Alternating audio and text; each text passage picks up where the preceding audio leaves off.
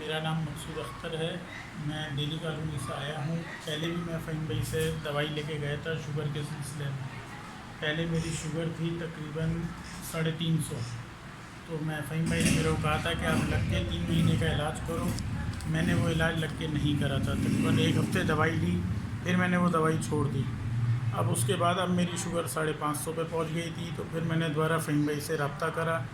फ़हीम भाई को मैंने बताया कि ये परेशानियां हैं, मेरे पट्टे जो हैं वो जाम हो गए थे। उसके बाद अब ये है कि मैंने 1 हफ़्ते की दवाई ली थी, तो मेरी नाश्ते से पहले की जो शुगर है वो 150 पे 155 पे आ गई है। आज मैं फ़हीम भाई से अब 15 दिन की दवाई और लेके जा रहा हूँ। इंशाल्लाह फ़र्क पड़ा है, तो इसलिए मैं आगे की और दवाई लेके जा रहा हूँ। पाँव वगैरह की दर्द थी कमर में, क्या कहेंगे समस्या? पहले मेरे पैर जो था वो मूव बिल्कुल भी नहीं हो रहा था, ये मैं सीधा नहीं कर सकता था। अब अल्लाह का शुक्र है मैं मूव भी कर रहा हूँ और हाथ भी मेरा काम कर रहा है। पेशाब वगैरह में कमी हुई और पेशाब पहले मेरे को इतना आता था कि मैं सारी रात में 4 दफ़ा पेशाब करता था, 5 दफ़ा पेशाब करता था। अब अल्लाह का शुक्र है बस एक सुबह उठ के करता हूँ। दिन में भी बहुत सुकून हो गया है। दिन में पहले मेरे को इतनी तेज़ी से भागना पड़ता था कि रुकता ही नहीं था।